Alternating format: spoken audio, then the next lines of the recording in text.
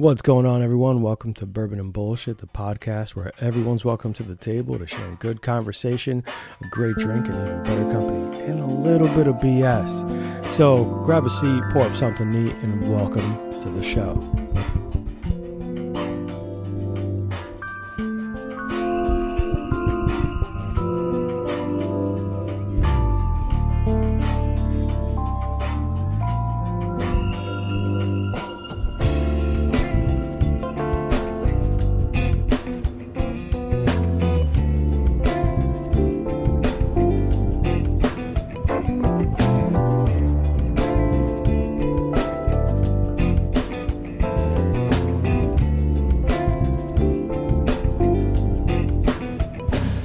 What's going on, everyone? Welcome into an episode of Bourbon and Bullshit. Today's going to be a fun one for all of the foodies out there, for all of those asking, I'm drinking a lot. I also have something in my stomach to make sure it's settled and I'm not just a fucking drunk mess. I brought in two of my friends that have really upped my, my exposure to some great places to eat. So, for all those who know our group of friends, she's the one who always knows the cooks, the chefs, someone in the back, knows the place where it's special and something, you're going to get something really unique. What's going on, Sherry? Welcome to the show. How are you? Hello. I am doing great. This is awesome. She is so for those who are wondering why she paused, she does not like the whole hearing her own voice into the headphones. No, I do not. It is very disconcerting. It throws you off that much? I worked in a call center way back when, and this is trauma. Every one of these episodes, someone has I'm triggering people. Next to her significant other, the man who could swap more than I've ever fucking hoped to, our ogood big booty Judy. Brian, how are you, buddy? I'm doing well. Awesome, man. Are you also awkward about the whole microphone thing, or not as much? Good. Well, I'm glad. Hopefully you guys are going to be a little bit looser when we get a couple drinks in you. Right, Sherry? Yes. All right. Like in 5 minutes, the whole voice thing's going to be off? Yes. Good. Well, guys, as always, we start every show with the drink of the day. Today we had a Brooklyn. Seeing as we had this elevated food show today, I wanted to give you guys an elevated classic cocktail. Try to say that really fucking fast. It hurts. So the Brooklyn's are kind of a riff on the Manhattan. We talked about it in a previous episode where the boroughs of New York were all given their own cocktails, and we're never ever making the Staten Island. I'm going to tell you that right now. We're never doing that. But we're going to run through the boroughs as we go through. But a little history on the Brooklyn. The Brooklyn cocktail first appeared in print in 1908 in Jacques Straub's drinks. Several cocktail experts attribute its falling out of favor in the meantime to its use of relatively obscure component. The version of the recipe, the original, calls for something called Amir Piquant. It's a French aperitif, but it's only really limited availability in the United States, so it makes it very hard to find. So instead, people made a different riff of it on the Waldorf Astoria bar book. They updated it and made it with Angostura bitters, making something a little bit more attainable and easier to make at home, as opposed to wondering when that bottle from France is going to come in, if it ever will. Which is really interesting, because why the fuck would you make a cocktail that hard to make? What do you mean chartreuse? Chartreuse is very stressful. Yes. Why is that hard to find? Because the monks said, nah, we don't want to produce as much anymore. Why? Because they couldn't be monks. They weren't able to pray as much, so they lowered the production of chartreuse, and they're still making it. They were focusing on their monastic duties. Exactly. Nice. Damn, I did not know that. So you're saying my alcohol problem kept them from prayer? Yes. Oh, exactly. So everybody has a shortage. They're still making it, but it'll still be very limited. It will be extremely limited. I find that so wild. So no yellow and no green. That's so, yeah. The other day we were, actually Rosanna was trying to get me one for a cocktail. We have green. Oh, we have a mostly full green. Okay. But, holler at you. Yeah, you can holler at us. We don't use it very often. No one does. Whenever someone does have it, it's for like 3 random obscure cocktails. But now you really can't have it. That's fucking true. Well, for this drink in particular, the Brooklyn, we're always obviously going to put in the show notes and a little bit on the Instagram. Follow us there at bourbon_and_BS, because Instagram doesn't like me cursing. This cocktail calls for 2 ounces of rye whiskey.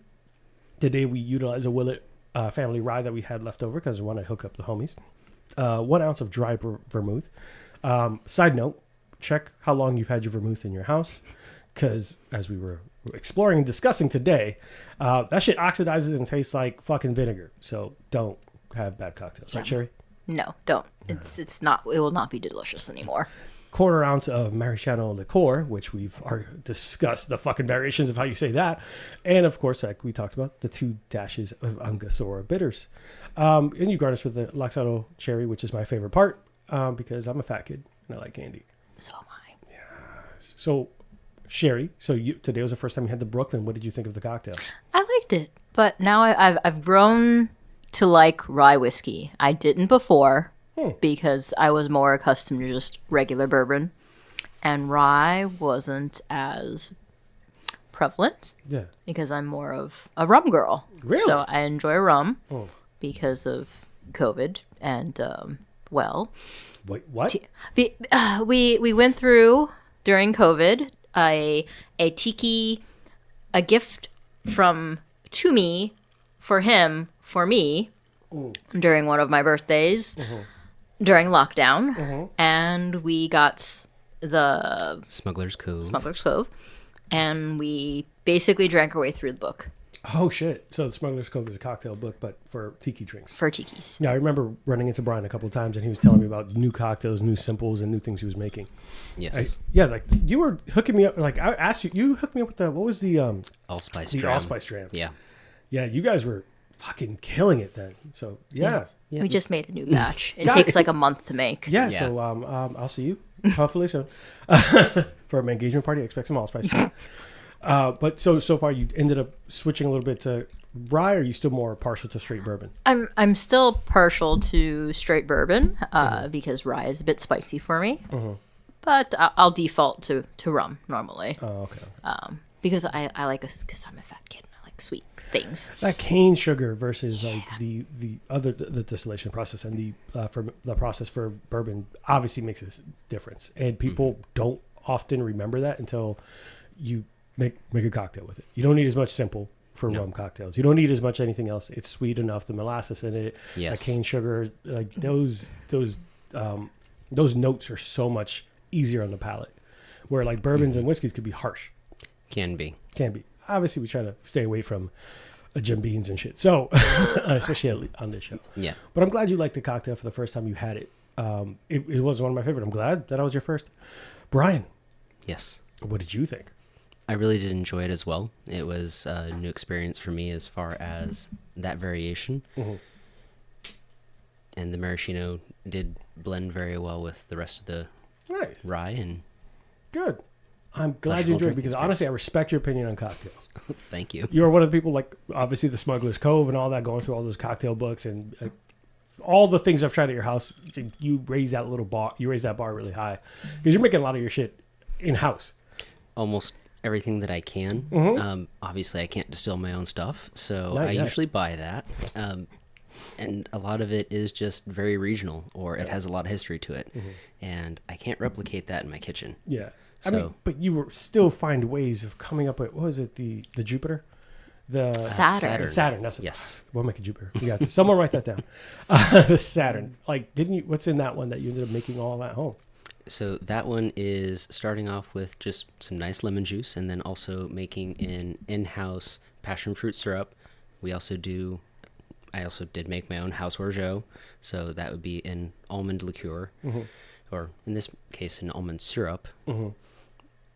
It's just almond milk. Yeah, with lots of sugar. Yeah, I know.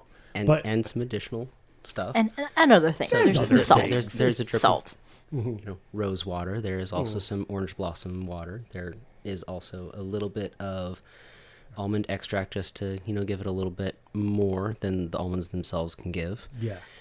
And on top of that, that one is a gin-based cocktail. So what I typically do with my in-house gin, which I've actually been seeing more prevalent now since I've spoken to my bar and restaurant people about it, is that infusing butterfly pea blossom, just like Empress gin. Yeah. So it becomes pH reactive. So that gin is going to be changing colors depending on what I mix with it. Yes. That Empress gin, I love that. And it's great at parties because the moment you drop a little bit of lemon juice, lime, just brightens up. It's beautiful. It's gorgeous. It's just pretty. It turns from a nice blue to a deep purple. Which is gorgeous. It is. But good. You see, so I'm glad that you guys enjoyed this drink. For those who do want to try it at home, let me know what you think. And if you end up getting that bottle from France, let me know where the fuck you got that at, because I want it. Like, there's several options. I'll post them all on there. All right. But as always, we like to get to know our guests a little bit more. So we're going to start with Sherry. What have you been watching, reading? What have you been doing so far? I know you keep a pretty busy schedule, and you just got your seat at the table you've been waiting 3 hours for. Exactly. Guys, they came in here. They had reservations at a table because that's just fuck. They signed up. There are 50. What you said? 55 people ahead of you. 52 tables. Okay. 52, and you've been here for a little over 2 hours. Well, we made the reservations a little before 6, and now it's 8. So it's been a hot second. Let me reject this so they don't think I'm actually showing up. So Sherry, that was funny. She's like, there's 52 tables, and I don't know how to turn this off. It didn't allow me to turn it off until they actually said I had a spot. So 2 hours later, I said, I'll decline this spot. 2 hours. What was that restaurant? It's a new place. We haven't been yet because I think they opened about a month and a half ago. It's a fast service. 52 tables fast. Well, it's a Saturday, and it was dinner time. True. Fair. So First Saturday of 2024. 2024. Yeah. And it is it's Kuramen. Let me just double check because I don't want to just No worries. mess this up. Kuramen? Kuramen.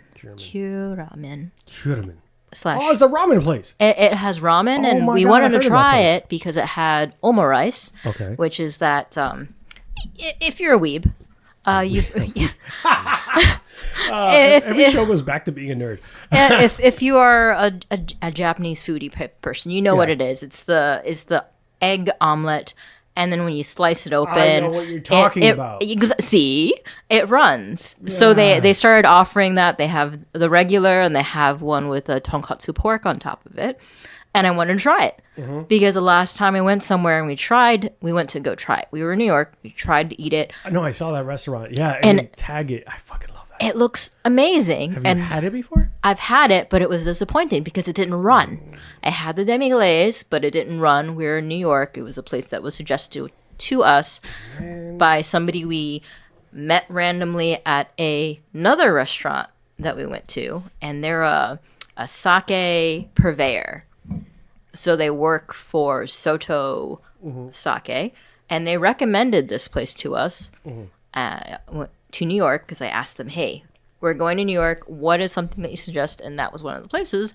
And we wanted the omurice because we wanted the runny egg, and it didn't run. Those bastards. It was really sad. So we wanted to see if this place would live up to our expectations of a runny omelet with demi-glaze over rice. I want to try it. I do too. But currently, It was just a got a very table, though. I just got a Should we table. just stop the show? No. No, I just canceled the never reservation anyway. Well, what have you been watching, reading, keeping busy, other than exploring all these tasty places? We just watched an episode of Delicious Dungeon Meshi, Okay. or Delicious in the Dungeon. I've been reading it, and so is Brian. He's been reading it. We've been reading it for about a year and a half. It's a manga. It's a manga, and it is about. It's. I don't want spoilers, but it's going to be the first episode. It is about a dungeon group, and somebody. This is going to be the first 2 minutes of the episode, but somebody gets eaten by a dragon in a dungeon. Okay. It's going to be the first 60 seconds. It says when young adventurer Laos and his company are attacked by and soundly thrashed by a dragon deep in the dungeon, the party loses all its money and provisions. And remember, they're eager to get back to save her, but there's just one problem. If they set out no food or coin to speak of, they're sure to starve on the way. But it comes up with a brilliant idea. Let's eat the monsters, slimes, basilisks, and even dragons. Why? None of the safe for these are just, instead of just running through the dungeon, they're eating all the monsters. It's not quite that premise. So I feel like Brian premise- is saying yes. the premise is definitely to save the family member, but they do have to eat somewhere along the way. So the idea is that some of these most of the monsters actually are edible in some form or fashion. And so they find a way to cook it and make it tasty, and they run across a nice little dwarf who knows how to make everything amazingly. Thank God. I thought you were going to say they ate the dwarf. I was like, No. No, you said they ran across a little dwarf. I was like, stop. No. They didn't eat the dwarf. They No. really did not eat the dwarf. No. But the dwarf is, as dwarves do, they have a... They find enjoyment. They found their is, and their is eating dungeon monsters. That's funny. So That's fun. That's actually interesting. So you're watching the show now it literally just came out Thursday. The where? first episode on Netflix? on Netflix. Nice. It just came out. It'll be out next Thursday. Okay.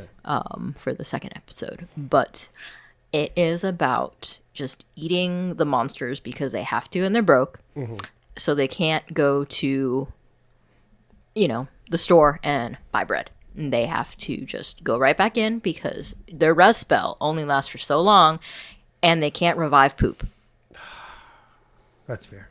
So they can't revive their party member if they're just poop. That's actually, I think that someone said, Plato said that? No, I'm I don't know. I'd have to say no. No, I'd say that's definitely... we'll agree to disagree. No. So what else have you been doing? Wow, this anime that's interesting. We'll have to check that out. Anything else on your watch list, listen list, or read list? Oh man. I've been reading manga. That's really what my primary read thing is. We've also been watching more cooking anime. Campfire cooking. It's become a comfort anime. What's campfire cooking? Campfire cooking is an isekai, so it also a anime trope where you're transferred to another world or transported to another world, either via truck-kun or you just transport. What's truck-kun? Truck-kun. What's truck-kun? So you're in, let's just say, here in the U.S. or in Japan, and you get hit by a truck, and then you die. It's Truck-kun. It's truck-kun. That's truck-kun? Yes. Yes. Like Yu Yu Hakusho? Because he got hit by a truck. Exactly. God damn it. They named that truck. Oh my God. So truck-kun is a trope. He's a reoccurring character. I didn't know that. Yes, if you look him up, truck-kun will take you out and put you somewhere as an my isekai. So God. you could, it's just transported to another world, but truck-kun is the plot device to transport you to another world. That is comical. But for him, campfire cooking is there was a spell, and him and a few other people get transported to another world, and Without Truck-kun. without truck-kun, he just was transported by a spell, so he did not die. Okay, thank God. They always die. Well, it sounds like a lot of interesting shows. I'm gonna have to put on my agenda. It's fun. It's fun. I'm not here to judge. Do you find? I mean, I always ask people this when they talk about shows and mangas. If the shows live up to the manga, do you feel like it does? So far, one episode in, I would have to say that Delicious Dungeon is. Yes. Okay, good. For campfire cooking and for Delicious Dungeon, they have been. I've been reading both. I read manga more than I watch media because it's just less time consuming for me. I can read a few pages and I can move on. But for anime, I need to sit down, turn on the TV, get the app going, and make sure I can concentrate on it. But with manga, I can just flip it on my phone and just read it Okay, that makes sense. because I'm lazy that way. It's not lazy. It's just It's easier. yeah. It's more time efficient. I'm also rereading Haikyuu before the new seasons come out. High Q. I have no idea what that is. It's an anime about volleyball. You said that so like defeated. It's a sports anime. I love it, but it is an anime about playing volleyball and achieving your goals as a volleyball player. There's a lot of those like high action sequence volleyball sports like type of things that anime always does over the top that makes you think the sport's so crazy intense. Or when they do cooking, the food there looks so fucking fantastic. So later on we're going to talk about it, but I need to fucking hang out in Japan more. You got that money? No, fuck no. That's what I'm trying to figure it out. Why do you think I have the show? I'm hoping to get that money. Subscribe to the Patreon if you haven't done so far. It's going to help my trip to Japan. All right, Brian, what about you? What have you been reading, watching, or hanging out with, or doing? Just keeping occupying your time. Most of my time is occupied trying to make money to go to these lovely restaurants. But besides that, I am spending time with my wife and also watching Delicious Dungeon, also watching Campfire Cooking in Another World. I tend not to spend a lot of time with other animes because that does Take up a lot of time. As Sherry described, it does take time to sit down and watch those. But besides that, on a lot of my free time, for as much as it exists, I do still play World of Warcraft actively. So I forgot that. Yep. We talked about that recently too. Yes. And you're still with the same clan and everything? No. Okay. Tell me about World of Warcraft nowadays. Well, I did find another group. They do allow cross-faction, cross-server now. So I have found another family group that I'm now with. But yeah, we're making our way through the most current What dungeon. is like the level cap now? Like, is it? They squished it. They squished it back to 60. Why?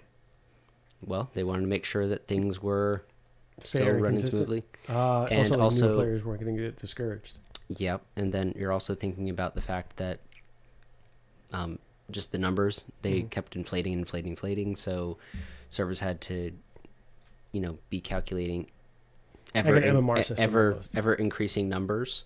Yeah. And so it was just easier to do a stat squish, and everyone would be kind of level set, and your gear kind of differentiates you.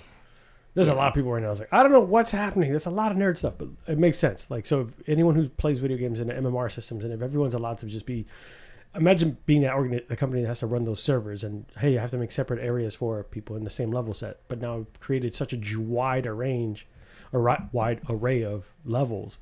I can't maintain that. That's going to be tough as hell for no good reason. And you're also going to have a very few amount of people at the highest level because they've been playing since forever and ever. Yeah. Well, lesser so than the people in the earlier stages, so less attractive to new players. Yep, I do want to make an addendum. It's actually now level 70 with Dragonflight because they, But yeah, it was getting up into 120 something levels, 130 levels, and so because of that, they were wanting to make sure everything was much more reasonable, much more approachable. They revamped leveling so that you're able to actually get to max level a lot easier. They have added a lot more paid store options, so you can just get a max level character, which kind of... Oh, so you can use real world money instead of time? Unfortunately... How do you feel about yes. that? Does that bother you? I see both sides of the coin. Like, not you specifically, but I think, like, do you think that in general, like, that's annoying or frustrating? Again, I see both sides of it. Okay. As with my profession, I tend to see things in shades of gray, not necessarily black and white, because I have to.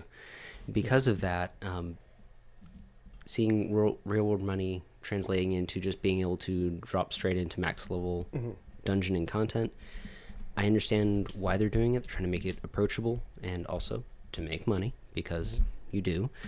But it does make it easier to drop in a new character. Let's just say you've always been wanting to make another class, another character, using another race. You don't have to spend 80 hours leveling something. In fact, now you don't even usually have to spend even 30 hours leveling something. You can just go and grind something and then get a max level character, usually in less than a day if you play it right. But even then, sometimes that's the time investment that people don't want to make. Like, I'll be the first to tell you that when my friends are like, oh, we're going to go back to playing Destiny, the first fucking thing in my head was like, I don't want to get all the way back up to that level. They're like, actually, no, like, you just do like the first 2 missions and you jump up to max level if you do it right. I was like, what the fuck are you talking about?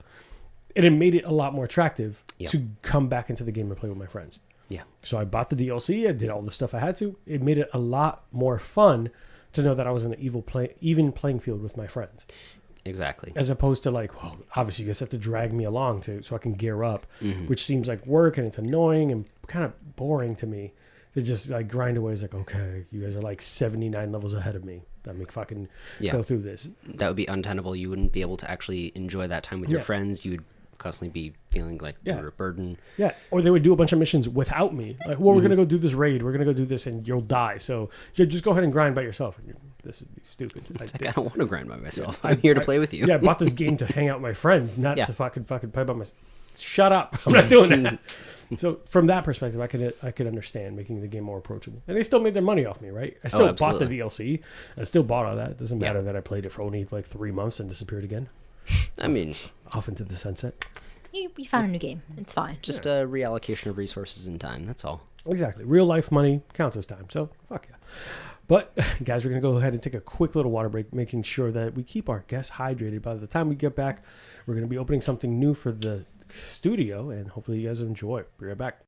Hey guys, while you're listening to the show, we know that you might want to partake in some drinks with us and enjoy in the libations.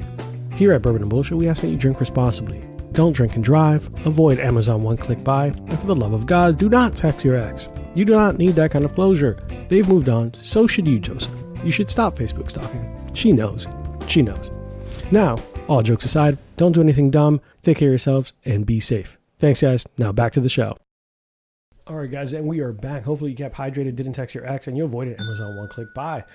So we did not really get to talk about what I've been watching and reading or doing, but just real quick and easy, we have been watching the show Reacher. It's back. That guy is stacked and looks like he's doing extra steroids. Stad Castle will always be in my heart.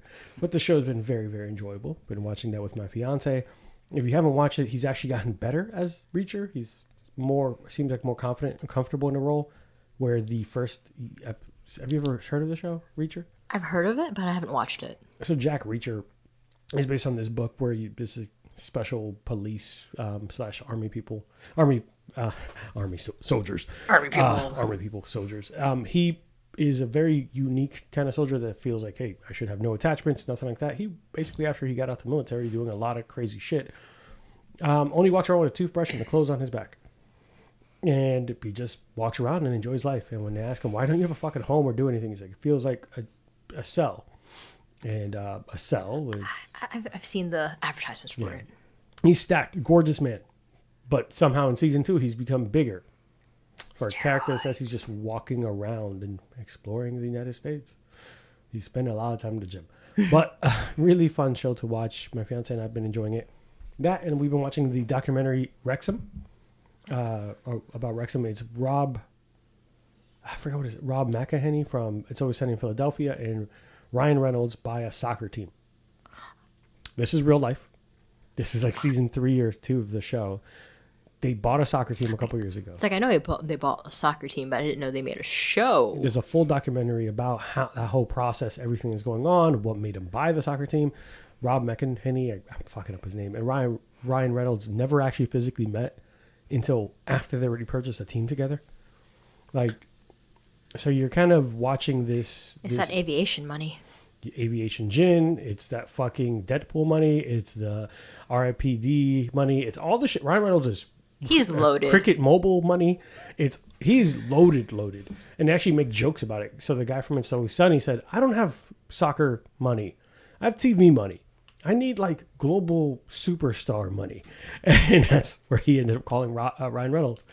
But you end up falling in love with the team and you're in season 2 of it. Jesus. Ryan Reynolds has sold the gin company, Aviation Gin, for $610 million. Yeah, it's aviation money. It's aviation money. It's not even Deadpool money. But he still promotes it on the show. Oh yeah, because he's sold things via his personality. His personality traits have sold everything that he's marketed for. Yeah. Plus, I'm pretty sure he's smart enough to probably keep some kind of income from aviation. Oh yeah, he probably has some sort of percentage stocks. Yeah, and they probably still want to attach his face to it because once you remove who Ryan Reynolds is, it's just fucking gin. So the show's actually really funny because you see Rob and Ryan in kind of real life how they were acting. A lot of that's not an act. Like their personalities seem pretty fucking genuine, and the team players and all that, they start getting bigger and more attention to this town. And Wrexham is one of the oldest football clubs in Europe, and I'm not really into soccer, as you would call it, but it was an actually really fun show to watch and see their interactions and see the players come up. So I've been enjoying that. Aside from that, same shit always, no sleep podcast, all the horror shit that I enjoy. But today, we did want to bring something very special to the table because it's brand new. I've never had it. This actually just came out this year. It's from one of my favorite distilleries, High West Distillery out of Utah. So we've talked about the Midwinter Night's Dram and other bottles. This one's a unique one. So for those who might be familiar with High West has a run called the Prisoner Share. That's not what we have. I fucking wish that's what we had. But Prisoner Share does a very interesting thing where they finish their rye and straight bourbons in Prisoner red wine barrels to give it a highlight sophisticated raspberry jam notes and toast mahogany. That's not we're here. But that's the kind of stuff that they like doing. They like having these collabs and partnerships. Today, we have the Cask collection from the Chardonnay barrels. I've never once had a whiskey finished in Chardonnay barrels. I think we have. I think we've had a Chardonnay. I don't know about Chardonnay specifically, but wine barrel finish, wine- yes. Wine I barrels is know we've had a Chardonnay, and I don't think we. I think it was I think it was a rye, and I think it was in a Chardonnay. I don't think we loved it, but we did have a tequila that was in a Chardonnay, and that was good. Yeah, I've heard of like but Angel's Envy is finished in port wine barrels, and that's a pretty common one. We see red wine very often because those flavors blend together. Port's also sweet. Yes, so it offsets some of the like hit and the heat from a straight bourbon or rye whiskey. That spice can get evened out with some of that sweet notes. So Angel's Envy has a rye that's finished in Caribbean rum barrels. And That'd be fun. That is actually fucking amazing. So for me, at least personally, I've never had a Chardonnay one. So this one says, you hold in your hands a true whiskey treat. A dram that is both rare and exceptionally delicious. Each Cask collection whiskey by High West is made carefully blending selected lots of straight whiskey, which we talked about how they source a lot of their whiskeys in the past. And this is actually out of their distillery nowadays. The outcome is one-of-a-kind batch that exhibits incredible balance, complexity, and depth and flavor. So for those who want a little bit more history on the High West Distillery, we have actually featured them in previous shows when we covered Midwinter Night's Dram. So just refer to that. But this one's going to be unique. I haven't had it. Never had it. Very curious what it's going to go like. So we're going to have Sherry try first. But some of the flavors that we're anticipating here, now that I'm reading, might be more fun than I expected. So Sherry's going to try it out, see what she thinks. All right. Well, cheers. Salute. Cheers. And guys, always remember, we never yuck anyone's yum. Sherry's enjoying this a little bit chilled. So she might get in a different flavor profile than we would. So she's going to go ahead and take some from her significant other and just fucking, so room temp and cold. So Sherry, how you feeling? How you like, what do you think? I like it. It's actually pretty smooth. It's sweet because of the Chardonnay. Mm-hmm. It's, I think, more mellow than I've had other High Wests. Oh shit! Actually, Brian, I'm gonna let you go next. Oh, anything else? What flavors are you getting? Anything specific? fruit. A lot of fruit. A lot of fruit. Okay. A little nutty. A lot of fruit. Phrasing. Go on. All right, Brian, what is your thoughts? Oh, he's quiet. He's taking it in. Go on. Just thinking about it. So first off the bat, it is a little hot.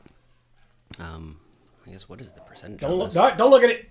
It's part of the game at the end of this. Okay. We do the game. That's part of the game. Okay. All right, go on. So it is a little hot. So I'm thinking definitely high of 90 proof.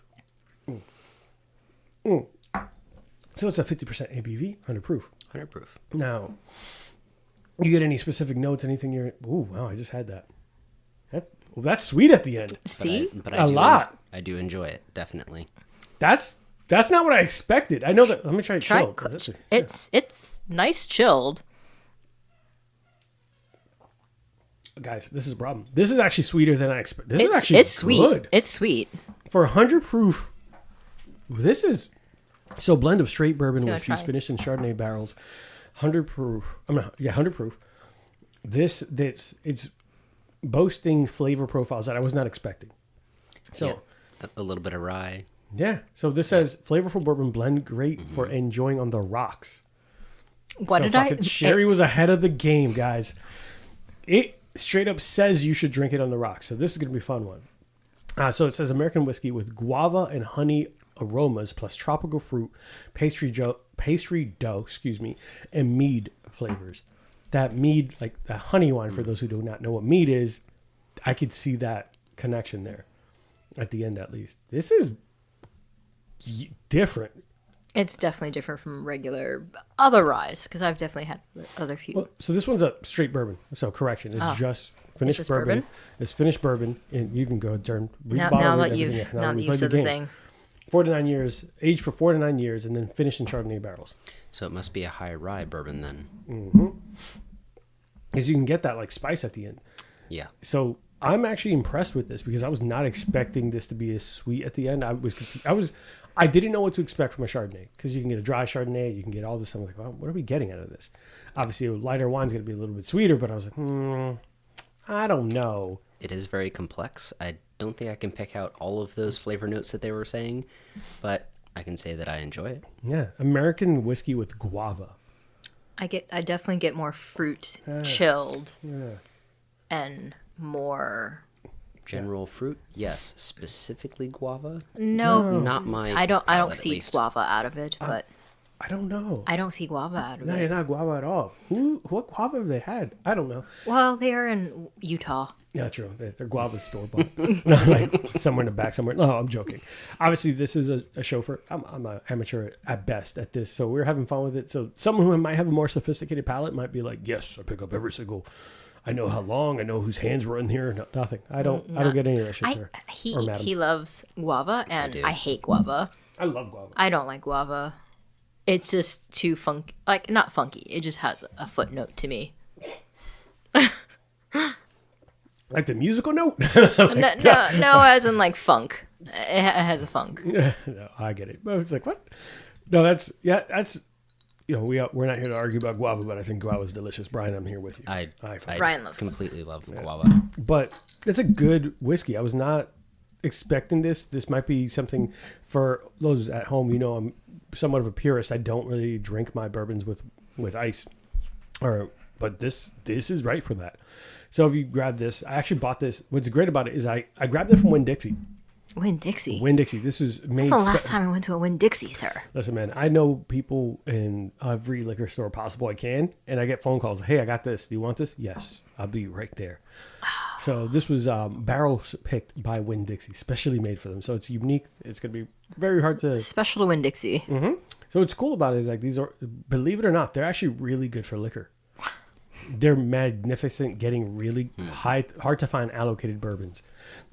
It's one of the little secrets I have of why I get so many good things is places like Winn-Dixie that people, Costco, Sam's Club, places that people would not traditionally think would have those things because they have the buying power. Which Costco are you going to? This Costco liquor store is near... Altamont? That's one. But there's one, it's like fucking near Sanford or some shit. And they had like George T. Stagg like 2 years ago. And obviously it was too far away to get there in time, but they had a whole case. Wow. No one gets a case of George T. Stagg. Who the fuck just gets a case of this shit? And they're just like, oh, one per customer, whoever gets here. They didn't know what the fuck they had. They just knew that I'm only supposed to give one per person. The fuck? Like, I would imagine Total Wine, like down your eye drive, but no. No, Total Wine has this program called the Grand Reserve. Yeah, and you have to spend X amount of dollars before they'll even look at you. Yeah, before they even entertain It's you like with an email. 3,000 or something. Yeah. I tried. We do not break that dollar amount. I don't want to get into it, but we're a Grand Reserve member. Well, And I'm not. I'm also an ABC Vault member. Telling on herself a little bit. A lot of it. Please sign on to the Patreon, guys. There's only so much that I can sign off write off as a business expense. But places like Winn-Dixie, fucking Target liquor stores exist. There's one in Sanford or one in Sanford and Claremont have one. And they get shit that's barrel picks for them. They have a whiskey expert. Walks around, tries barrels at like distilleries. They had a Target liquor stores exist, yes. The Maker's Mark. Maker's Mark had a Target barrel select for them. And like Walgreens they got their liquor people. During the break, or if you just want to turn around, there's probably an Elijah Craig behind you that's a Walgreens barrel pick. Walgreens barrel pick, 100 proof. It has Walgreens on it. Like they know their shit. Obviously, some guidance. Someone knows someone knows their shit. But all that to say, this was found at Winn-Dixie. Going to be unique, not super hard to find, and hopefully you guys enjoy it if you do end up trying it. If you do find it, tell me what you guys think because I'm surprised.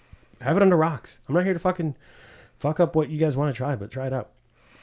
And as always, guys, we hit our guests with some questions. So we're going to start with one of my favorite segments is That's Bullshit, where we're going to share some crazy stories going on and our personal stories, because I think it'll be interesting, especially with Sherry's life background, which would be great. I'm going to start off with something a little fun, just because I think it's really interesting.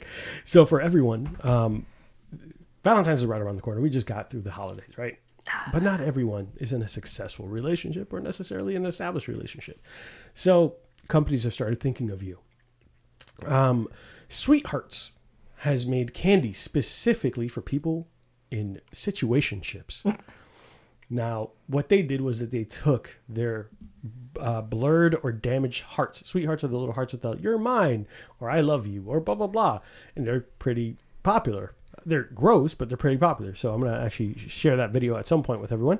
They made all their reject hearts and put them into the situationship box. Oh, fantastic. And they said, for those who are unclear on their situation, here are unclear hearts. So there's a full line of blurred, rejected, blurry relationship. So it says, messages as blurry as our relationship status. Oh, great.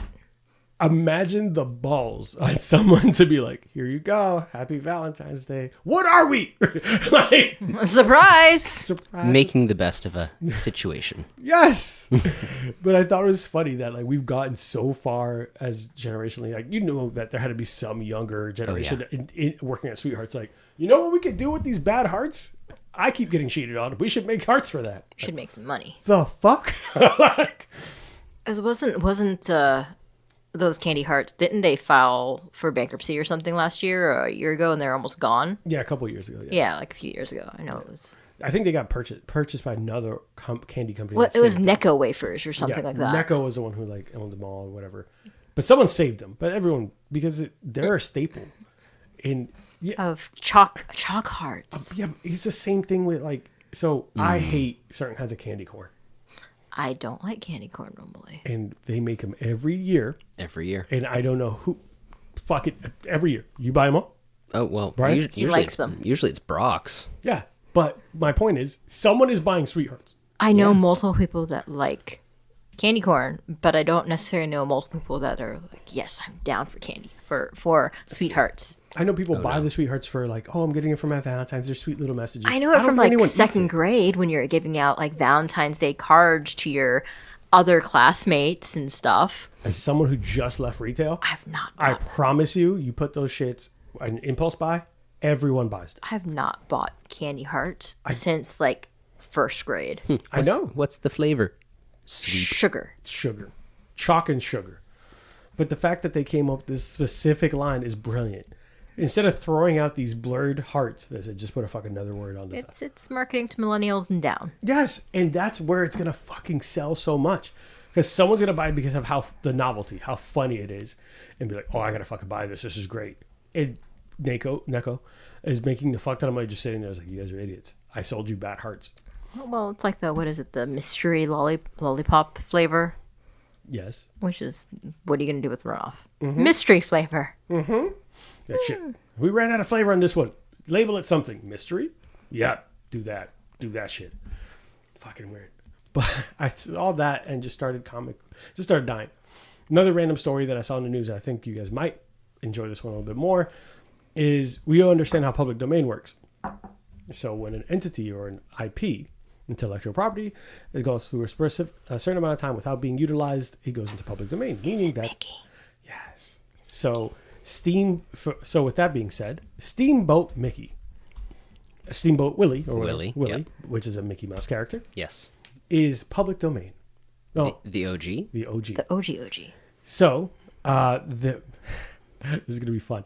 So Disney is not anywhere associated with this. So a couple of companies have been waiting for Mickey to come out and become public domain. They had stuff made in advance. They're like, Disney's going to fuck up.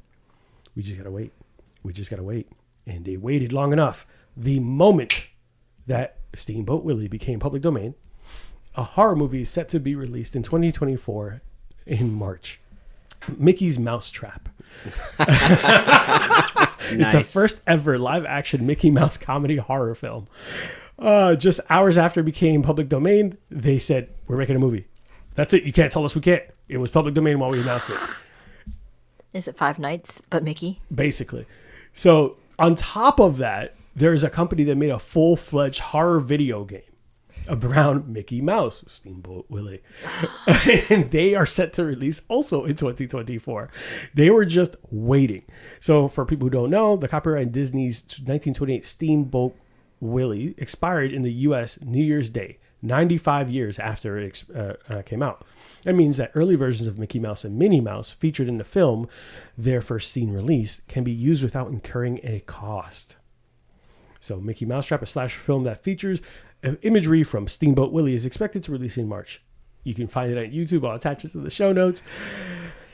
As I look up the video game, what are your thoughts? Because you're making faces. Go ahead, Sherry. This is going to be terrible. Well, I'd have to say that, horror isn't my favorite genre, but I do appreciate where it sits in society. Right? But you have to also appreciate those poor children. Those poor children that do not enjoy having the shit scared out of them. Well, I'm waiting for the parent who didn't do enough research and hears. There's a new Mickey Mouse movie. It'll be so cute. Let's go to this rated PG-13, 18 because they don't check and they're like, oh, I'll bring my kid. Uh-huh. I need a refund immediately because Mickey just stabbed Minnie or Willie's version of Minnie. Yup. Because it's not Mickey, but it looks just like black and white Mickey. It does. I know. It's actually so fucking great. Brian, any thoughts before I tell you about the video game and everything else? Oh, do tell. So, the game also got announced almost immediately after. This game is called Infestation Origins. The game is undergone a name change a couple times because they wanted to make sure they weren't going to get in trouble while they were developing it. So it had like a full bullshit name at first. But they wanted to make sure it still looks exactly like a fucking Chernobyled out Steamboat Willie. The game is taking place in 1980s and is, let me see, made aware of Nazi connotations of the number 88, which is used to discreetly reference Hail Hitler by Nazis. So this is going to be Nightmare. Ooh, this is going to be Nazis and Mickey Mouse all at the same time. Wolfenstein, Yep. but Mickey. Yep. But 88 is, I understand, but Yeah. it's supposed to be, Asian culture, 88 is good luck. I know. And it's not. I know. Not. Not 88 for a lot of other people. Yeah. Yeah. So you can see what looks like a fucking infested Steamboat Willie. Infestation Origins features private and public lobbies, as well as proximity-based and standard voice chat. So this will be nightmare fuel. Proximity. Yeah. Players will unlock experience, skins, perks. They've had this ready to go.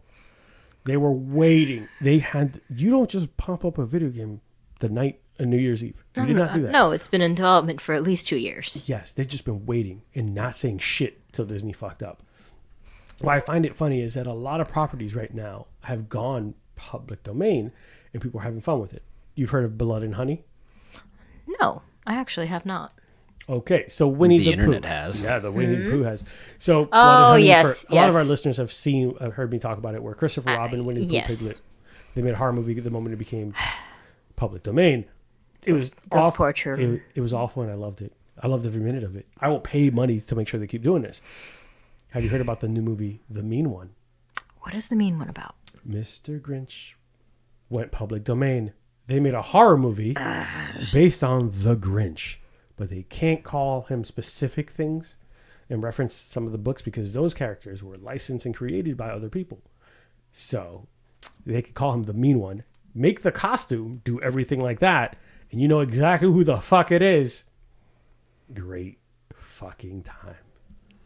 It looks like a Jim Carrey version. Yup. He's actually thinking, where was I listening to that they were thinking of making another Grinch? I'm like, didn't they conclude? Aren't they done? Yeah, but he's not doing much. You know that when he made that movie, he had to go through CIA torture training? Because of all the makeup. Mm-hmm. Because it's terrible. He said it felt like he was being suffocated and buried alive. Yeah, because it's layers of silicone and makeup. It's awful. Yeah. And he still finished the movie. Yeah.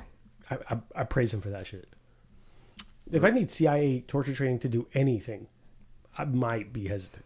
Like, Well, it also that reminds me of John Rhys Davis, where when he was doing Gimli, that apparently he was allergic to the latex, and so he was having like allergic reaction every single time he was on set. seriously?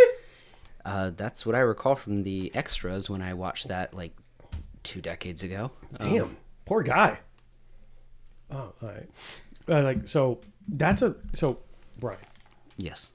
do you think that is? I know you said you don't necessarily love horror, but do you think this ruins kind of the aesthetic and the memories of these characters, or do you think it brings it into a different not genre, but is it fun or is it fucking you're ruining my memories?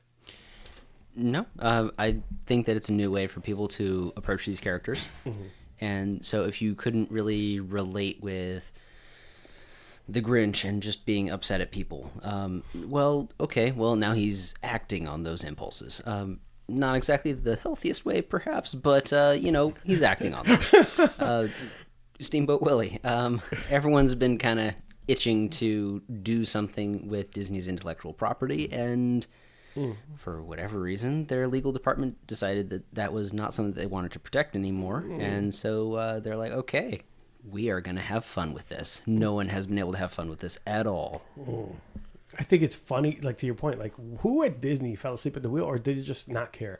Because I don't imagine that's the type of company that lets something fly. No, that had to be practically the reason why they keep doing remakes, is so that they have active intellectual property that's reusing it. Same reason why Spider-Man kept coming out every fucking, 5 years or whatever how many years it was. They had to keep bring it back out. I will have to say I stopped watching. Yeah, but you're right. I mean, Andrew Garfield did fine. But they kept remaking Spider-Man over and over to maintain those intellectual properties. Oh, yeah. So, like, if you're not going to do something with Winnie the Pooh, I'm going to fuck it up for you. I really hope that the Steamboat Willie game comes out super successful and they make a fucking Winnie the Pooh horror video game, because I'll play that shit too. Dead Space Winnie the Pooh. Someone put that somewhere. All right, guys. So I shared some of the crazy bullshit stories or random stories going out there. Sherry, do you have any personal or news articles that you might have seen out there that's going on? Aside from, of course, that whole Cat Williams shit going on. Cat Williams is just he's a happy man. He's done what he needed to do. I guess personally, news about my dad. Love my dad. Oh, yeah. You have an interesting family tree. Go on. It's not an interesting family tree. He just Your uncle, too. He's not an uncle. Oh, he was never really an uncle? No. Oh, go on. It's just like Not by with blood. Hispanic uncles. They're not actually your uncle. Sorry, Desi. They're not by blood your uncle. Shut up. Go on. Tell everyone. But by feelings, they're your uncle. So around summer of last year, I got verified. I didn't get verified. My dad verified. He was part of the triad.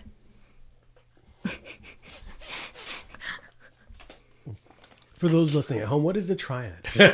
just for those of you like, what is that? I guess Asian gangs.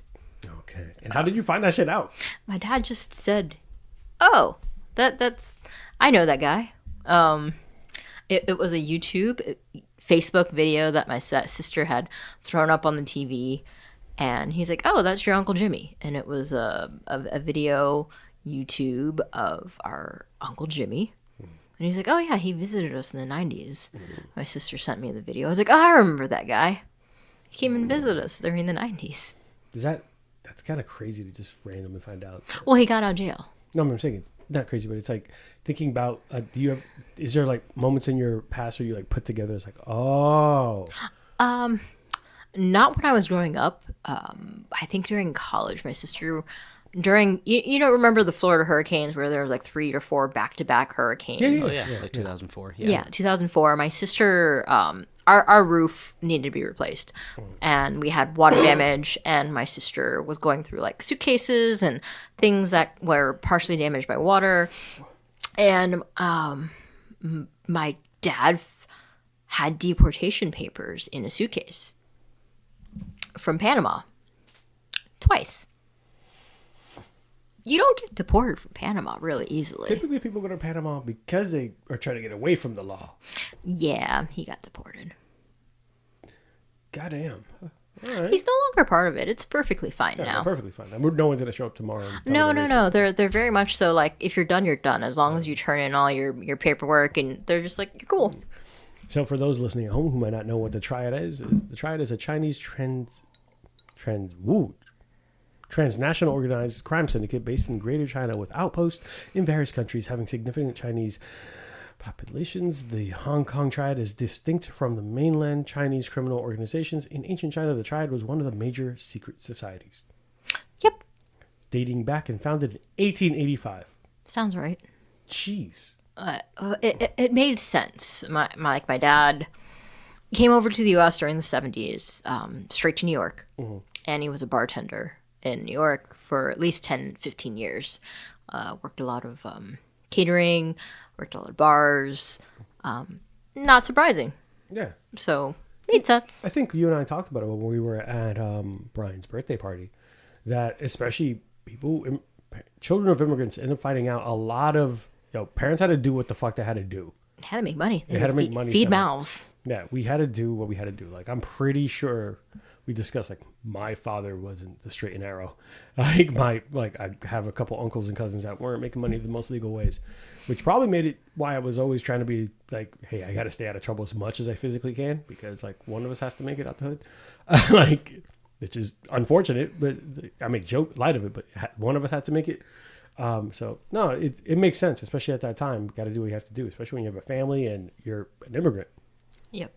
My dad supported a lot of his family financially and got them through college and got them to school and made sure they were fed.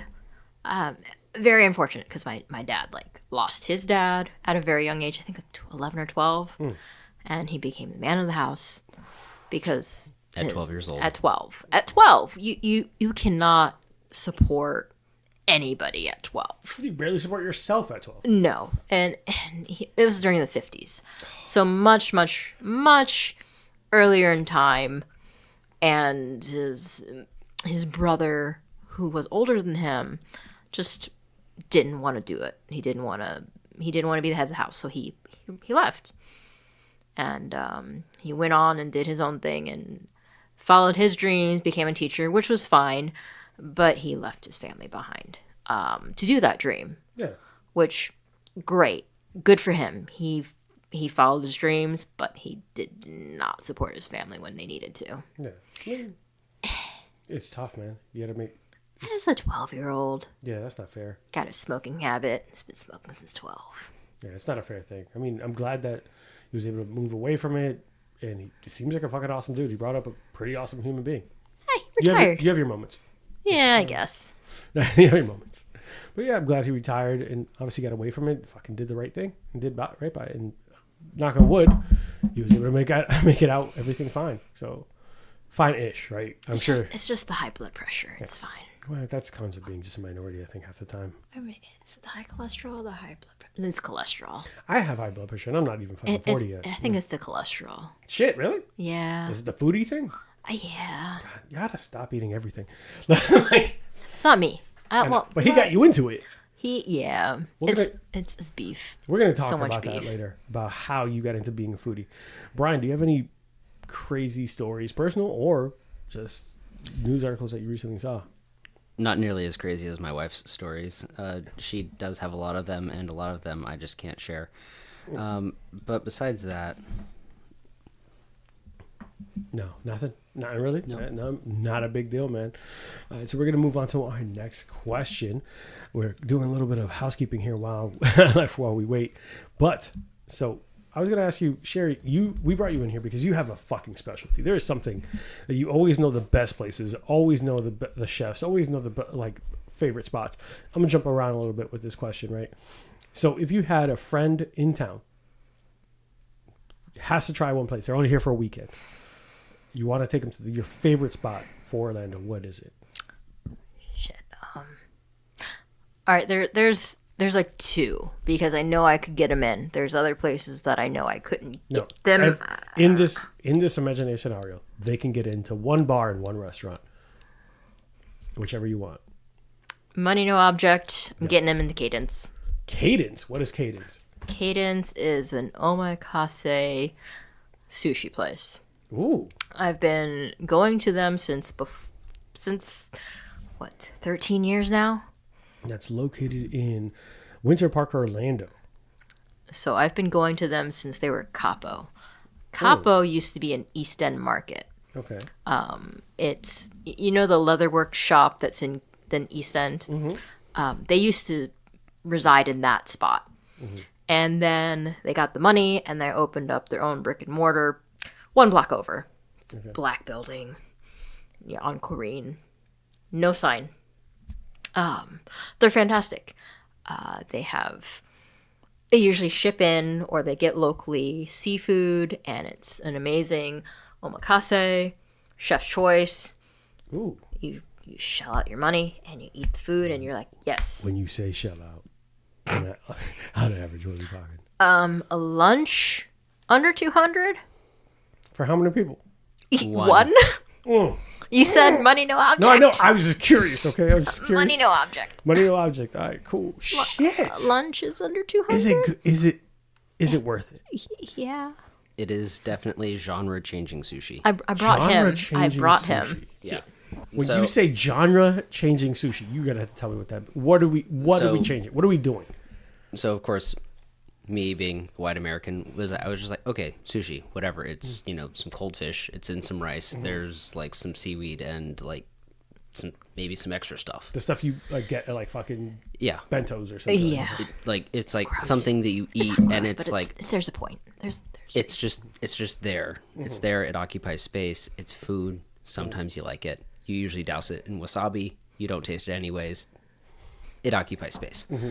But when I did initially go to Capo, back when they were doing that, it was a completely different experience. It was nigiri, which is something I didn't really have a name for at the time. It's just the meat on rice. It's not in a roll. It's individual pieces. And so they do additional things to it. So they will jazz it up with maybe there is a little bit of wasabi on the underside. Maybe there Real is wasabi. Maybe there is an additional. Not just horseradish dyed green. No. Real wasabi. It's planed. It's a root. And so maybe they'll jazz it up with additional things.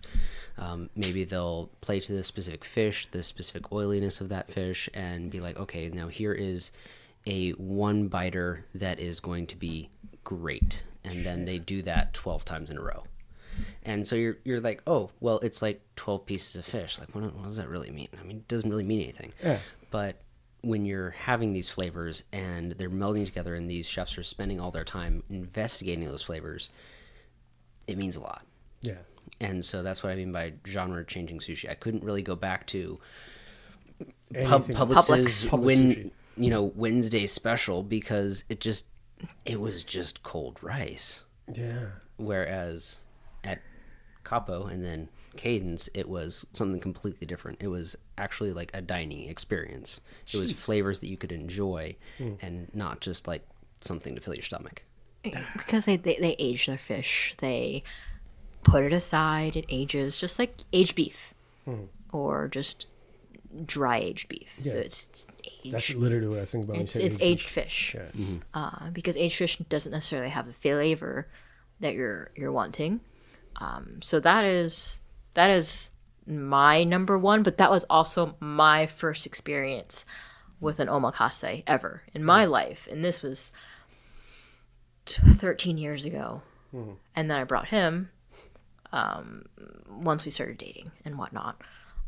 So this was a long time ago. You took him on a $400 date. This was not that expensive 12 years ago at Capo. I was about to say, I was like, God damn, I know he's handsome, but shit. It was like a hey, baby, 90. You out for a nice night. It was like a $90 date. Okay. Like $400, 13 years ago. He better have done whatever you asked. Yeah, back then it was definitely definitely an order of magnitude. Inflation. $90 is a lot more, obviously, manageable in my mind. It was like the first time I'd ever had an omakase in my entire life. Because I've had sushi.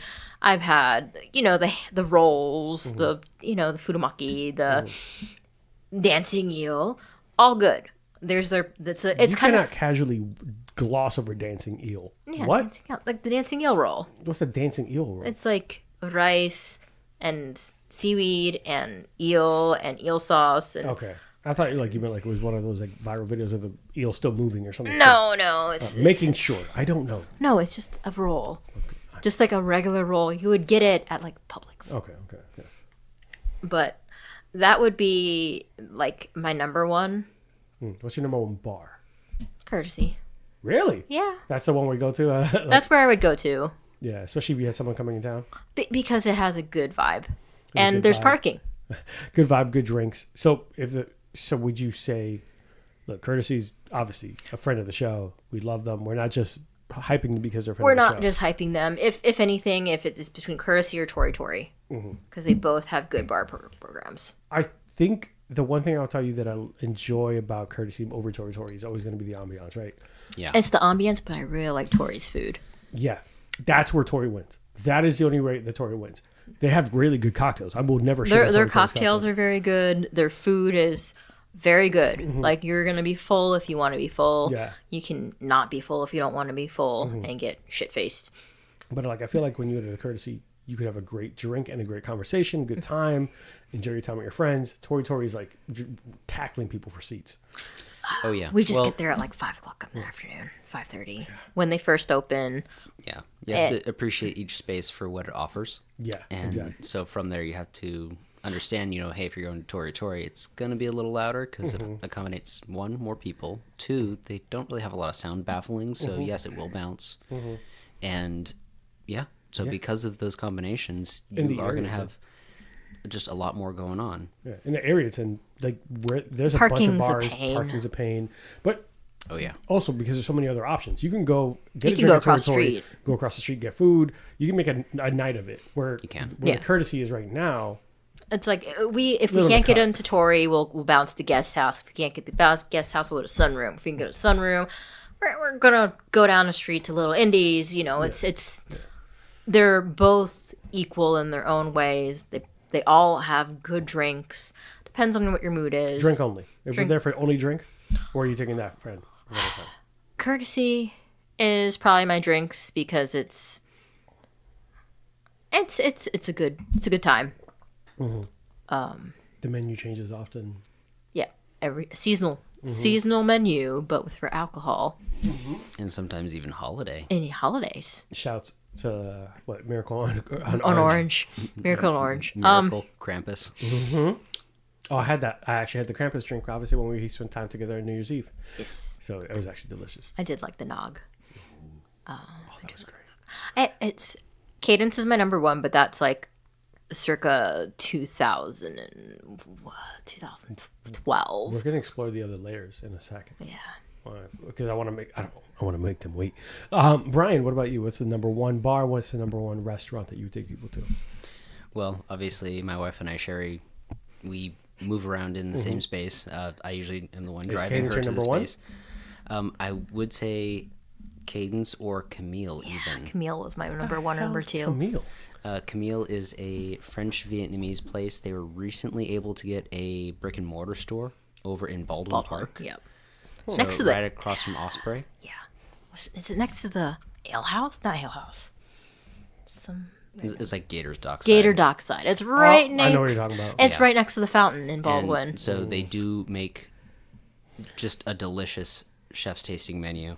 They did start off also in East End. They were up in the upper The second area, floor, over in Neighbors. neighbors, like at that little bar. I just looked at 10 courses for Oh, yeah. rarefied prices, $195 per person. Yeah, they've gotten a little bit more expensive since we first started going. Well, Bruh. yeah. John and Silvana went with us Okay. Yeah. Okay. last year. Okay. Okay. And- John. And, John. And, Oh, they him. are, Yes. All right. and they are still very delicious. They're delicious. I love them. They're very, very personable, very nice. The food is great.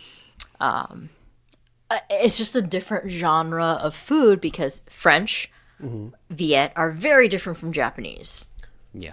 There's a review here on Orlando Weekly, and it talks about there was a squab from South Carolina served with a block of Vietnamese sticky rice, a plum wine gastrique, and drops of 100-year-old balsamic. Yeah. which was a $30 upcharge for the balsamic.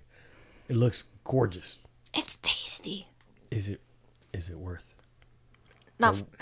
Is it worth the $30 upcharge for the balsamic? I'm not a believer in most upcharges, except for like pairings, like alcohol pairings. I'm usually down for, because for me, the base of an omakase, I want to try the base.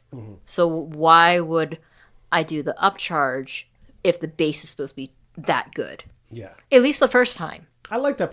I like that perspective. At least the first time. The first time needs to be knocks my socks off, and then if and when I go back a second time, maybe I'll do the upcharge.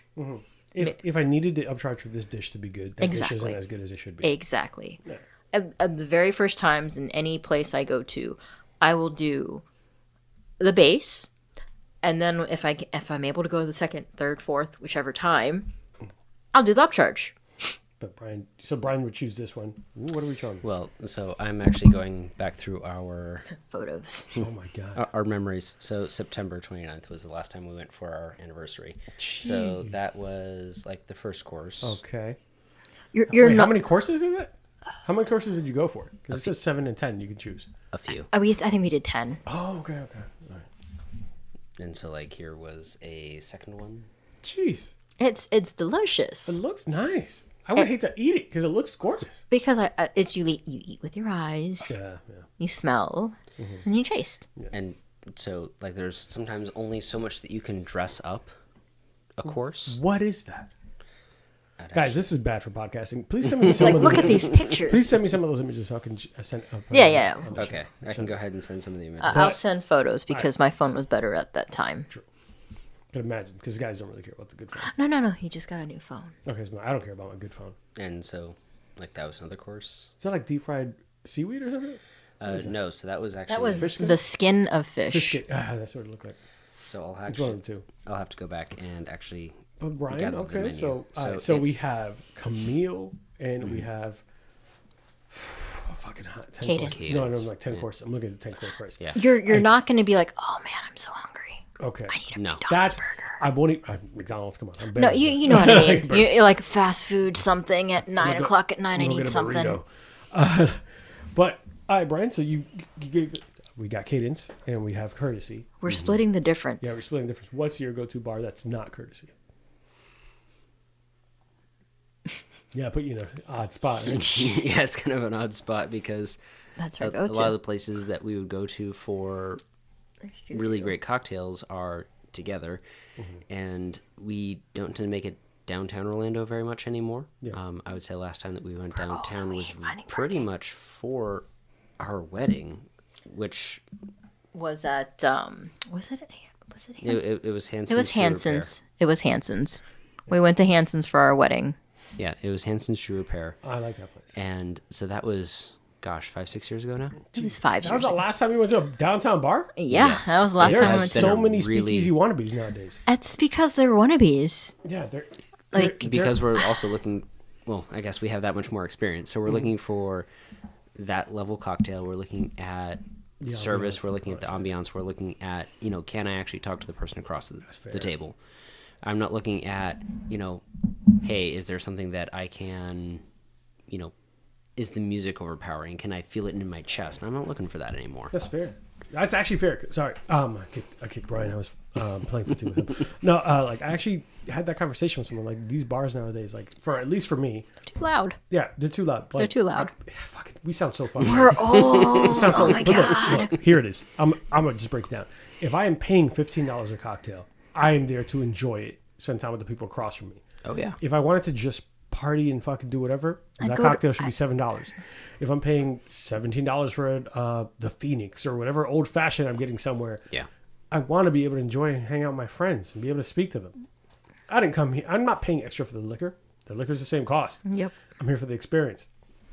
So am I paying that much money and I can't enjoy it and hang out with my friends and have a little bit of space between me? No. Get the fuck out. I don't want to wait in line. I don't want to do this and that and find parking. Parking sucks What is it, downtown. the fucking cover charges people sometimes paying shit. Oh, yeah. I Yeah. can't do that shit, bro. I'd rather pay the extra for the drink to make sure that the people can I get 3 Jaeger bombs? Get out. Bro, I wear comfortable shoes now. Get out. It's like I don't wear heels. I'm old. I'm sorry. I only wore heels one time for that challenge. I know. I remember. You guys, you walked. I won that. I was like the last. You didn't even have open toe shoes, sir. It's fine. You had Timberland with a heel. Hey, it was in the rules. It was. Did you see Normie's feet? I saw his and Brian's, and Brian killed it. Guys, before we come back and talk more about me and high heels, we're going to go ahead and take a quick fucking break because that's not a story for here. You guys hear from our sponsor, and maybe if you sign up for the Patreon, I'll talk to you about it. Be right back. Sponsor of Bourbon and Bullshit, Big Bang Boom Collective is Orlando's burlesque and cabaret entertainment group, comprised of Midnight Fables Cabaret, Big Bang Boom Cabaret, and Foxy's Den. Follow us on Instagram at Big Bang Boom Collective, or join our VIP email list for info on upcoming shows by visiting www.bigbangboomcollective.com. All right, boys and girls. So we are back here at Chef's Table, which is not really Chef's Table. We're at my studio. There's no food here. There's no food here. Well, there is. There's charcuterie. There's charcuterie board. Charcuterie boards, because that's what we have here at Bourbon and Bullshit. We treat you guys nice with charcuterie boards, and you're going to love it. My dogs will love it too. Whenever you drop something, It is good. So we were talking about these great spots that you want to take your best friends to, the people out of town. You want to surprise them and take them somewhere special. Since this is a bourbon show and it's a cocktail show, I want to ask you, Sherry. So when you go to these fucking crazy restaurants like Cadence, what is your go-to beverage? Like, what do you pair with this kind of all the way up foods? Do you elevate your drink, or is it just like, let me just get some fucking Pinot Grigio? What is it? I do not do wine normally, red or white. Cadence does sake, so I'll do a sake or a sake cocktail or something that has to do with what type of food I'm having in general. Same with Camille. We'll have wine there, but for Cadence, it's usually some sort of sake or sake-based cocktail. Or do you have a preference in sake? Usually I like a sweeter, more floral, or more fruity. No brands? Anything come to mind? No, because they bring it in from Japan. Fuck me. They usually bring it in. It's usually somebody they have a partnership with, or somebody with their sake purveyor. Just like a liquor purveyor, they have a sake purveyor, and they have to import it. And it's usually regional and or seasonal. So it's whatever they're able to bring in from Japan. Shit. Because we bougie that way. We bad and bougie. And they do have a beer on tap. They do have like a sake cocktail, or they have something lighter, or they have a tea. So I'll do a tea, or I will do a sake. That's interesting. Like, so I've enjoyed sake, but I am, lack of a better term, I'm ignorant to all like real It's depths of sake. just as nuanced as like whiskeys and bourbons. Because their history is even longer than whiskeys and bourbons, but in Japan. And you also have to think that it is a fermented drink, so it is not distilled like our whiskeys. So it's more akin to, say, beer or wine. So it does still have all of the nuances, and you're also thinking about how much of that grain of rice is polished off prior to fermentation. You're also thinking about the koji that it's fermented with, and the region it's done in, and how it's aged, if it's aged. So for those who are not, there's a lot. For those who are not privy to what sake is, and you haven't had any, sake is referred to as Japanese rice wine. It is an alcoholic beverage of Japanese origin made by fermenting rice, then has been polished down to remove the bran. So this is something I hate to use this, but I'm pretty certain a good amount of people have had when they go to like Kobe Steakhouse. But that stuff is like the bottom of the barrel, entry level sake. Yeah, we're talking like Gekkaiken. Yeah, It's like the white wine you get, the house white wine. Yeah, Sometimes it's pretty decent. Sometimes you're like, oh no. But in no way, shape, or form is it a real, true representation of sake. No, not usually. So, again, kind of shades of gray. So we're talking I love about... how you're so like, hey, look, So, there's nuances like, here, okay? So it is still sake in the fact that, say, Bud Light is still beer. It's still beer. Or like, Pat's Blue Ribbon whiskey Yeah, is it's still still- whiskey. it's- because It's still whiskey, Still. but you're also talking about nuance. You're talking about, is that a great example? No, it's not a great Yeah, example. and that's kind of my point. Like, it's your entry level. Like, now you've tried what is defined as sake, Yeah. but nowhere near the stuff that you get at Cadence. So, but the reason why I ask if you have like a preferred one is I'm just curious if you have a go-to when you go to a new place, or do you just ask the chef like, hey, what would you recommend to pair with this? I'll usually ask for a recommendation, or I'll say if they have something that I default to. So what Do you was have a it? default brand in mind? If they have it, it will be the Fox Bride, or it will be something with the snow. What was it? Was it Snow Queen? I can't remember. It's on the menu. I pick it. I like it. I drink it. So Kambara is Bride of the Fox. Bride of the Fox. Bride of the Fox. I do like Bride of the Fox. Okay. I'll drink canned sake. I'm not that bougie. I'll drink it. As long as it's smooth and slightly sweet, I'll drink it. But normally I'll do a recommendation below a certain dollar amount because I'm already blowing like $200+ on omakase. Yeah, you are. I know. Bride of the Fox. It is a good one. It is good. Kambara Bride of the Fox. Apparently, you can buy some kind of variation of it at Total Wine, but not the really good stuff. It looks like the really good stuff is what, $45, $85 a bottle for 1.8 liters. Don't talk about it. Yeah. I've got bougie tastes. Yeah, look, I'm not mad at you. Look, none of this. It's delicious. Look, I want to be very clear to anyone listening at home. I'm not knocking anyone for spending money on what you enjoy. Shit, I have bottles of whiskey I spent more on than you have on that meal, and like so. I've definitely spent. On that meal that we were talking about that we just mentioned, I'm sure you spent higher than I have. I've definitely spent like $800 on like a meal for me and Brian. So I'm going to go ahead and just forward you my Patreon link. So I'm just going to have you guys sign up. Finance this fucking studio. Those are our splurge, anniversary, birthdays. They're stupid expensive, but they're fantastic. Yeah, the experience is worth it, right? Because we Yes. want to taste the things that we can't taste. Because if I can't taste it in my local town, I want to try and taste it somewhere else. And I honestly, believe it or not, I appreciate that. Because I think when you find something you're passionate about, something you enjoy, something that it brings you like, what is it that like brings you joy? And that lady who tells you what to throw out. Marie what not to- Kondo Yeah. throws out everything that she- you do not love. Yeah. Does it bring you joy? No? Fuck it then. Throw it out. Donate it. Give it to your friends. Yeah. And I love that premise because there are people who, I hate when people do this. I've seen articles online. It's like grown men spending all this money on video games and pops. They're happy. Buy your Lego sets, Buy the guys. shit that makes you I don't happy. care. Buy the shit that makes you happy, as long as obviously it's not like fucking shit that's destroying you, like hard drugs. Don't do Oh, that. no. Stop that. Pay your rent, pay your bills. But if you want to buy that $800 Lego set, Do that. go shit. do it. Yeah. Go ahead. If you're like, listen, all my bills are paid. All my food is Your like, utilities there. are taken care my of. dogs are taken care of. My You're fiance's taken care of. fed. You want to spend all that money and going to like an igloo in fucking Alaska? Do that shit, fam. I love it for you. Be happy. So when you tell me you spend that kind of money on food, I love it. I wish I would have those experiences, but I'm not gonna lie to you. My money spent a lot in this room. It could be liquor. It could be food. Yeah. My travel and therefore Brian's travel, my husband's travel. I make reservations, and hopefully we abide by them. And if I can get into it, we do it. And we can't, we can't. Yeah, it is what it is, man. Did we spend a lot of money? Yeah.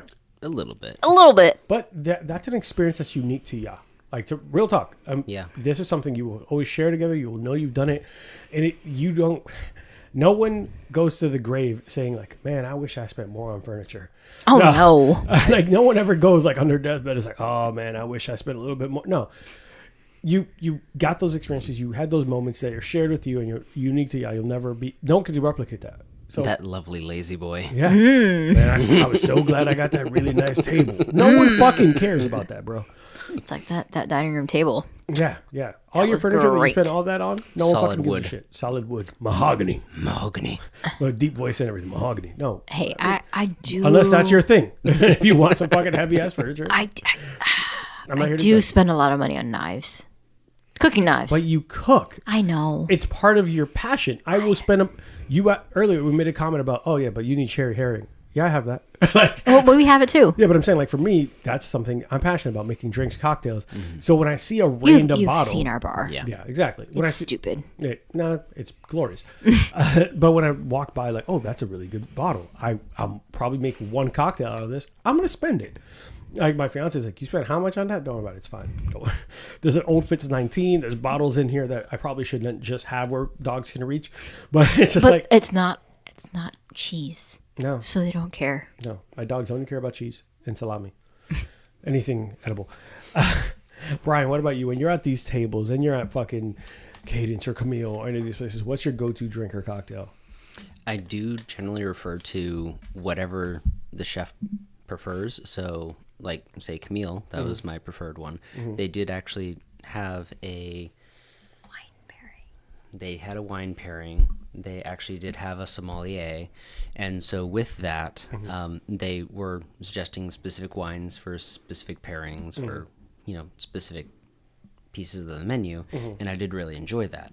Yeah. And wine typically is not my thing. I do typically enjoy, a just nice, neat pour of bourbon, or really any sort of whiskey. But I'll refer to... You refer to them? Yeah, chef's choice. And Have so they ever let you down? Not for pairings. A pro tip: you can split pairings yeah, yeah, if they're chill. yeah, if they're being butts about it, then there's probably something more going on. But if they should allow you to just buy a pairing, and then whoever wants to drink out of it can drink out of it. Oh, nice. And so with that, I do typically refer to what they're doing, but sometimes we're able to just, bring a bottle and, have a corkage fee. But from there, we can be like, hey, hey, I brought this Irish whiskey. Let me go ahead and have that with service. Let me go ahead and They have let you this bring Scotch. your own stuff? Usually with We're friends. usually Don't talk about it. Usually with a corkage fee. Okay. What's If- a corkage? So it's basically that they open it there and they have some sort of associated fee with serving you Your own bottle. Your own bottle. a bottle that you brought that was unopened. Perfect. Good to know. It depends on where you're at and if they'll do it. Usually check with them. Normally, we bring it to share with the restaurant. I love that. So we leave it there. Like, we're done. We got our drinks. We leave it with the bar. We leave it with the restaurant. They're like, this is all yours. Yeah. Like, the rest of this, Yeah. after service, this is all yours. Drink the rest of this whiskey. That's fucking awesome. Or drink the rest of this wine. This is all yours. Yeah, this is why we So, get really I good guess- food when we're here with her. So I Get guess to be friends with your restaurateurs. Yeah, preemptively look at the restaurant you're talking about. See if they have a corkage fee. If not, you can inquire ahead of time if there's a specific something that you want to have with your meal. But we don't ask for our bottle back. It's just like, if we use it, we use it. If we don't, then it's yours. That's freaking badass. I'm pretty sure you've made a lot of people's nights. Maybe.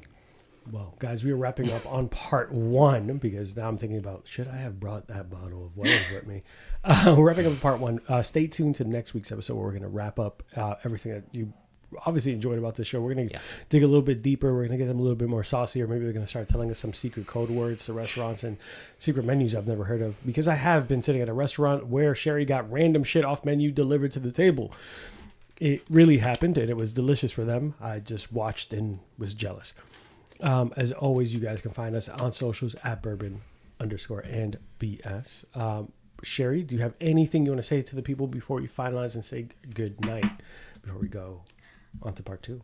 Eat local and spend your money where you want those people to succeed. That's fucking really well said. Shit, I don't even know if I want to go after her. Brian, what about you? Are you going to follow that up? Yeah. Not really. Just that we usually have like 2 to 3 local spots that we always go back to because we do really want them to succeed. And so we do generally try to Invest in what you want to see succeed. yeah, we do enjoy the flavors that they provide. We do enjoy what they offer. And so we want to make sure that they are actually successful going forward. You want to be able to revisit them in 6 months and not see closed permanently. Exactly. Yeah. There's been a stint of that locally. Yeah, and it's hard for restaurants to survive, right? It's really fucking difficult. So fucking support the ones that aren't just a Chick-fil-A. Like real talk. Like I know it's overly simplifying. Real but, talk. Yeah. Spend the money to the places that you want to see in like a couple of years. Yeah. You want to eat them. You want to go to brunch. You want to go to dinner. You want to go to lunch, and you want them to be there in a year or two. Yeah. Or 3 or 4 or 5 or 6. I go to my favorite bar as often as I can. During the pandemic, I didn't need them to deliver cocktails, but I knew it was helping them, and I would order more shit than I needed just to make sure that they were successful. Or I did my part in helping them be successful. When Tori or Courtesy were doing their to-go situations during COVID, spend your money. You want them to survive, spend your money there. Yeah, man. If you don't, you're going to be like, oh no. I can't believe they closed this place. Well, did you shop there? Did you eat? Did you spend your money there? No. Then you're part of the problem. Then you're the problem. Guys, we'll be back next week with part 2 of Chef's Table episode, where we're going to get a little bit more deeper diving into some of the other restaurant secrets and some other shit that's going to be interesting. And Brian brought us a gift, so we're going to be trying a very unique off-script bottle that I was not ready for, so he's going to tell us about it in his sweet, seductive voice. And as always, guys, be good to each other. Don't text your ex. Don't drink and drive, you dumbass. Get a fucking Uber. And be good to each other. See you next week, guys. Guys, why did I say buys? Bye. Bye, guys. Hey guys, today's episode is brought to you by Burn, Termite, and Pest Control. I first met Joe Byrne on Full Frontal Nerdy Show and decided to give his company a try. They have been the best pest service I've ever had. From flexible scheduling, attention to detail, fair pricing, and everything you love about a small business, I highly recommend Joe Byrne and Burn, Termite, and Pest Control. It's a family-owned and operated business with over 30 years of experience in termite and pest. You can reach Burn, Termite, and Pest Control at 321-297-7985. Once again, 321-297-7985. And let them know Bourbon and BullSh sent you. Thanks, guys. See you next time.